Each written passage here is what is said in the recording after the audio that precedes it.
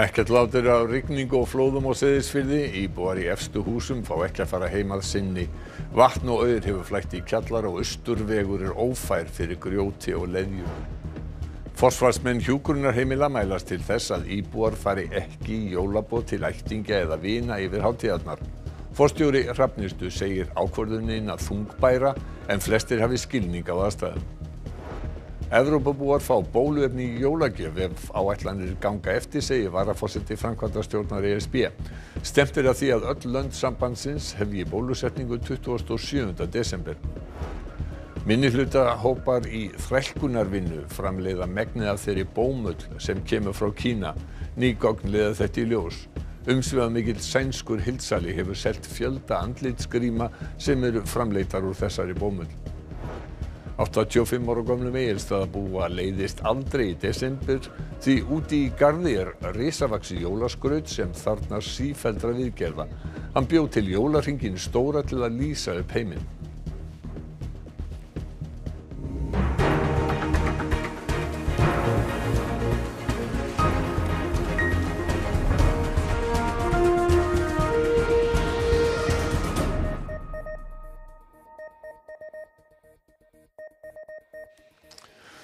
Gott kvöld. Vatnsskemmdir hafa orðið í fjölda húsa á Seyðisfirði eftir að aurskriður féllu á bæinn í gær. Mikið hreinsunarstarf er framundan og 100 bæjarbúar geta ekki gist heima hjá sér aðra nóttina í röð. Hús voru rýmd á Seyðisfirði í gær eftir að stór aurskriða féll úr Botnabrún og rann í gegnum bæinn.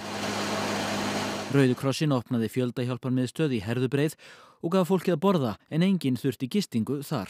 Það voru eitthvað 60 mann sem kom hérna í gær og skráðu sig og létu vita hvar þeir ætlaði að gista.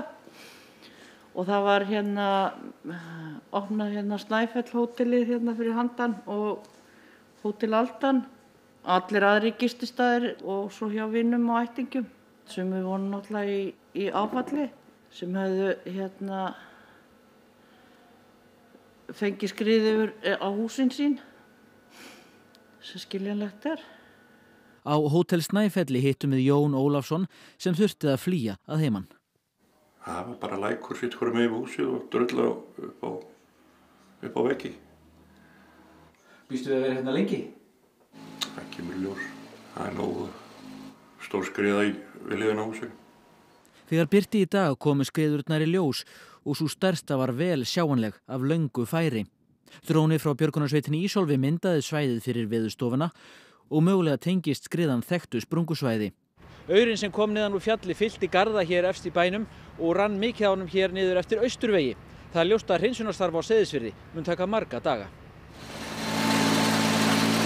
Nú erum við bara undirbúa svæðið að fara að moka sem aurskriðum í burtu og verkefna, koma lækjanum og í sinn farveg aftur. Og vatnið það rennur alveg upp að húsum og inn í hús bara?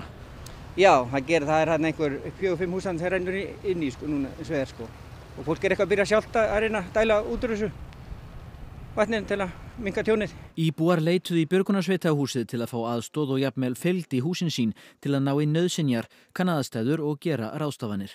Fólk fær að fara heim til þess að ná í nauðsynjar og fylgju því eftir skráum hverju fara inn og hverju kom út.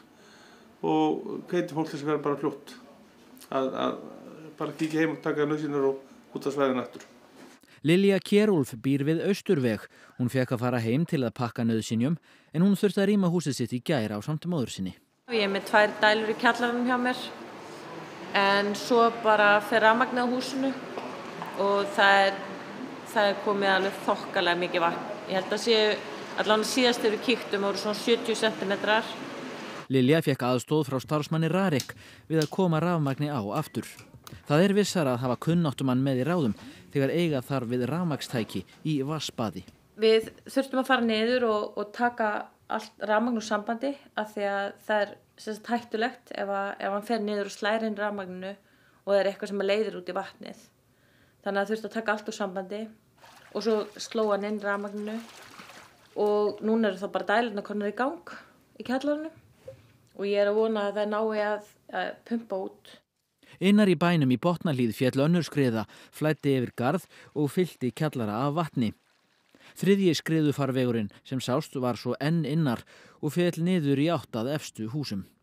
Í stóru skriðinu á Austurvegi var mikið vatn og mikilvægt að beina því rétta leið til sjávar.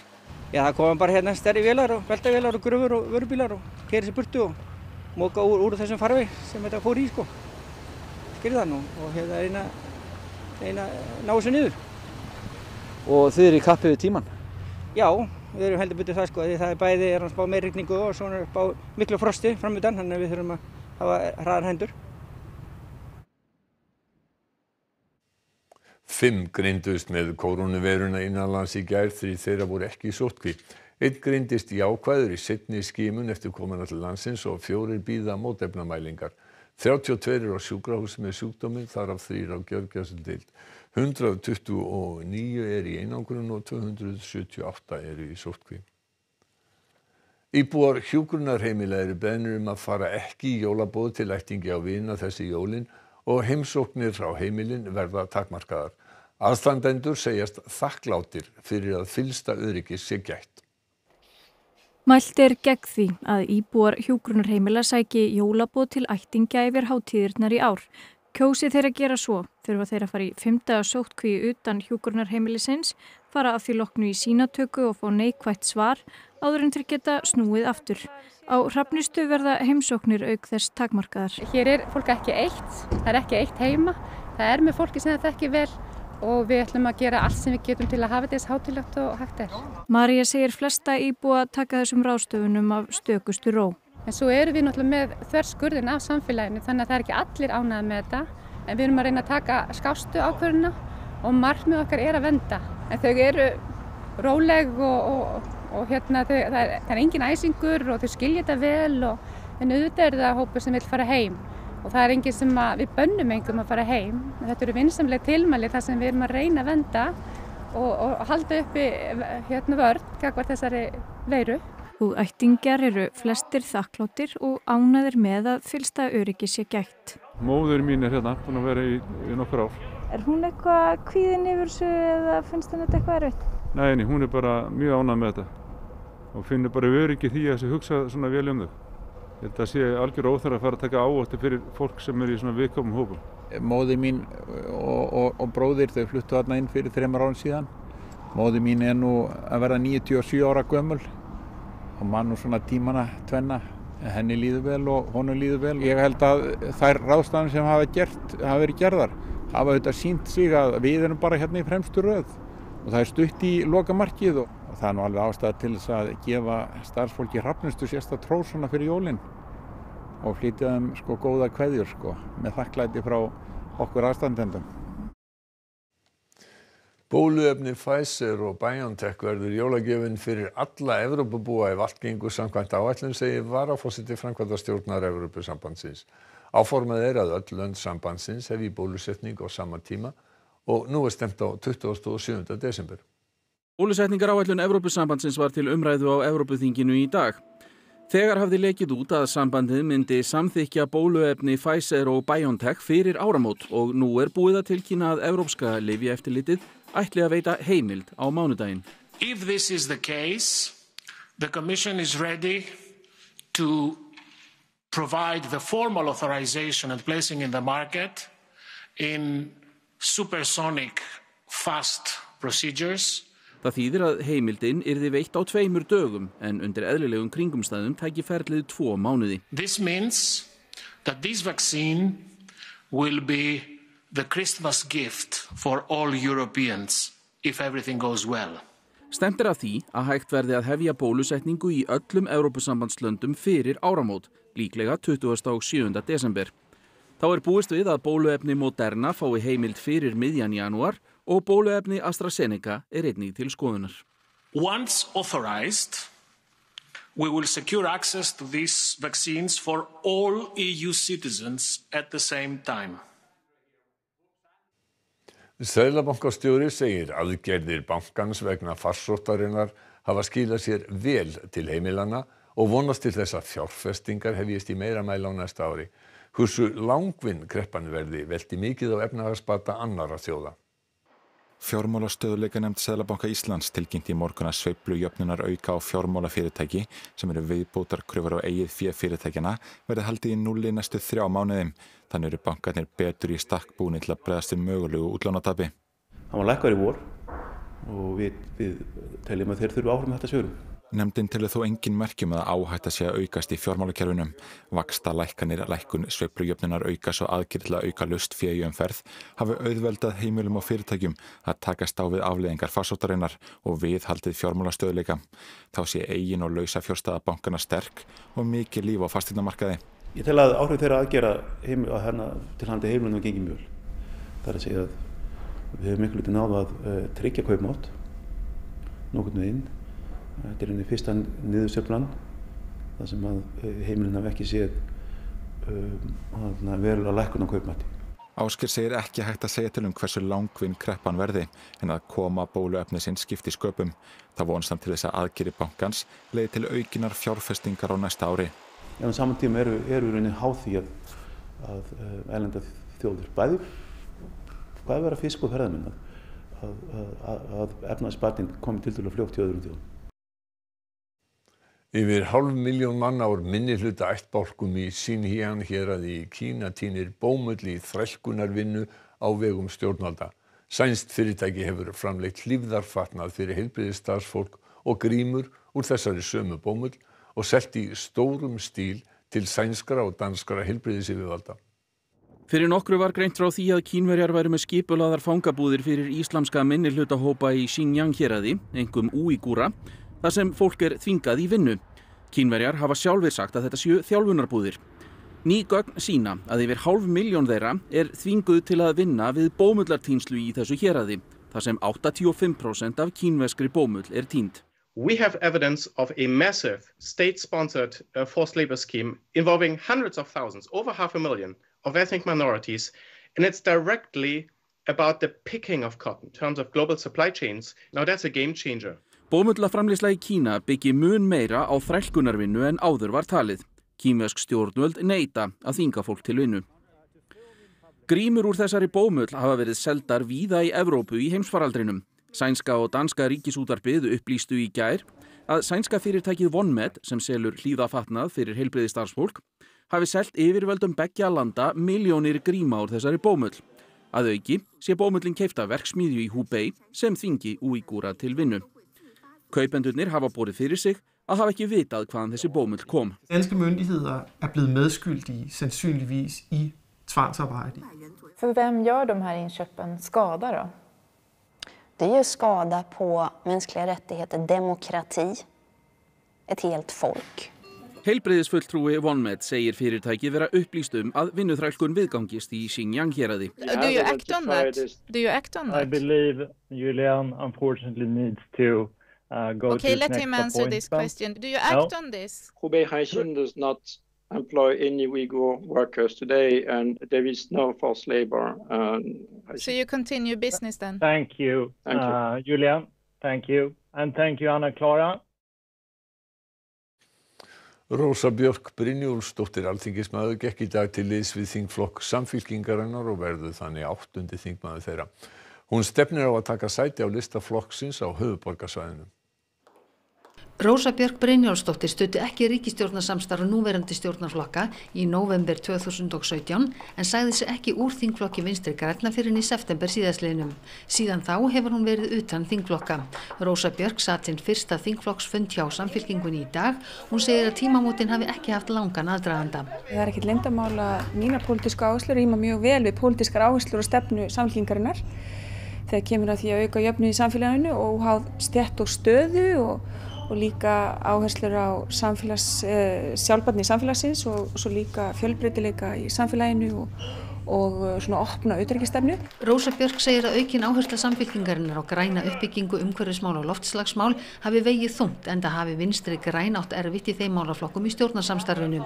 Hún hefur ekki ákveðið hvar hún sækist eftir sæti á lista. Það er náttúrulega verið að leita eftir nöfnum hér í Reykjavík og sömuleiðis er ég líka fyrrverandi oddviti í fjölmennustu kjördæmi landsins, suðustu kjördæmi. Þannig ég á eftir að taka það ákvörðun og geri það nú bara á næstu dögum líklega. Ágreiningur er hjá meirihlutanum hvernig taka skuli frumvarp félagsmálaráðherra félagsmálaráðherra fæðingar- og foreldraorlof úr velferðarnefnd en samkvæmt því orlofið lengt í 12 mánuði og 1 mánuður af þeim til skiptana. Nú vilja sumir breyta skiptingunni þannig að fleiri mánuðir af þessum 12 verði til skiptana. Það deilt og engin niðurstaða liggur enn fyrir lyktir máls. Og það var nóg að vera í pólitíkinni á Alþingi í dag og fjölmargar atkvæðagreiðslur á dagskrá. Fjölgun listamannalauna var samþykkt samhljóða og bætur fyrir misgjörðir á stofnunum eða heimilum. Viðspyrnu styrkir og tryggingagjald urðu líka að lögum og 2 af 3 frumvörpum forsætisráðherra kynrænt sjálfræði, breytt aldursviðmið annars vegar og hins vegar breytta kynskráningu. Þau voru samþykkt með 49 atkvæðum gegn 9 atkvæðum þingmanna Miðflokksins. Ásmundur Friðriksson þingmaður Sjálfstæðisflokks sat hjá og Brynjar Níelsson sat hjá í því síðara. Í Kastljósi verður rætt við Kitty Andersson, formann félagsins Intersex Ísland, frumvörp kynrænt sjálfræði og réttindi barna með óhefðbundin kyneinkenni. Aðeins hluti intersex barna þarf læknisfræðilegt inngrip vegna einkenna sinna og með frumvarpinu reynt að tryggja friðhelgi líkama þeirra. Jólaverslunin stendur nú sem hæst. Aldrei hafa fleiri keypt jólagjafir á netinu en þó leggja margir leið sína í hefðbundnar verslanir og þar getur verið þröng á þingi. Ingvar Þór Björnsson, fréttamaður, í Kringlunni í Reykjavík. Ingvar Þór, hvernig gengur að tryggja 2 metra regluna í jólainnkaupunum? Jú, það ljóst að faraldurinn hefur töluverð áhrif á jólagjafakaupin í ár vegna samkomu takmarkana hafa myndast raðir fyrir utan verslanir til að mynda hérna í verslunarmiðstöðunum þar sem opnunartími var lengdur í vikunni en þó virðist ganga ágætlega þrátt fyrir mikinn fjölda að halda 2 metra reglunni og öðrum sóttvörnum. En hér hjá mér Sigurjón, framkvæmdastjóri Kringlunnar. Jafn mikið að gera á bara venjulega í desember? Í raun og veru ótrúlega góð aðsókn miðað við aðstæður. Við erum að sjá á fyrstu 14 daga að þá erum við niður rúm 12%. Og það verður að teljast viðunandi miðað við aðstæður. Finna kaupmenn hérna fyrir miklum tekju samdrætti? Nei, það fer nefnilega ekki saman. Minni aðsókn og minni velta, ekki í þessu tilfelli, þó að það kannski alla jafna væri formúlan. En við erum að sjá það að fólk versla með öðrum hætti, það koma færri saman, það eru færri hausar taldir inn í hús per fjölskyldu og það hefur áhrif á aðsóknartölur, það hefur ekkert endilega áhrif á verslun og í raun og veru ekki því að ég heyri í kaupmönnum að almennt séð eru þeir mjög ánægðir með það sem af í desember. Hvernig sóttvarnaráðstöfunum háttað hérna og mér skilst að þið séu hérna með sjálfshreinsandi búnað á lyftum og öðrum tökum? Við náttúrulega erum með þessa hefðbundnu sóttvarnir og við höfum svo bætt betur og erum með þessa nanoseptic sjálfshreinsandi fleti og þeir eru þeirra gerðar að þeir sjá til þess að flöturinn sem snertur að hann hreinsar sig sjálfur. Og þetta á við bæði hér í lyftum, á snertiskjám, salernum og víðar í húsinu. Þetta svona til þess að auka öryggi viðskiptavinarins. Takk fyrir þetta, Sigurjón. Það ljóst að mikið að vera hérna. Við skulum segja gott úr Kringlunni. Já, takk fyrir það. Og þið úr Kringlunni. Og við ætlum að fara austur fyrir fjall og alla leiðina á Austfirði því að það eru fáir, eða raunar upp á Hérað, fáir hafa jafn mikið fyrir jólaskeytingum og Jónas Gunnlaugsson á Egilsstöðum. Hann 85 ára aldri og leiðist aldrei í desember. Á hverju ári setur hann upp stóreflis jólarhring og þó að peðururnar séu bara 40 talsins, þarnast skreytingin sífelldra viðgerða.